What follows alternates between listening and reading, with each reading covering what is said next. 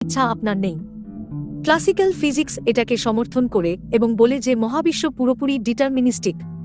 যদি আমরা কোনো কিছুর বর্তমান অবস্থা জানি, আমরা তার ভবিষ্যৎ এবং অতীত অনুমান করতে পারি। কোয়ান্টাম মেকানিক্স বলে কিছু ঘটনার র্যান্ডম হতে পারে, কিন্তু তারপরও আউটকাম নির্ধারিত এবং প্রেডিক্টেবল। এটা এমন যেন আপনি একটা সিনেমার শেষটা জানেন, কিন্তু কিভাবে সেখানে পৌঁছাবেন তা জানেন না।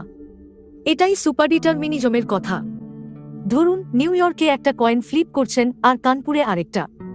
এরা আলাদা মনে হলেও কোয়ান্টাম এনট্যাঙ্গলমেন্টের কারণে তাদের অবস্থা সবসময় জড়িত থাকে।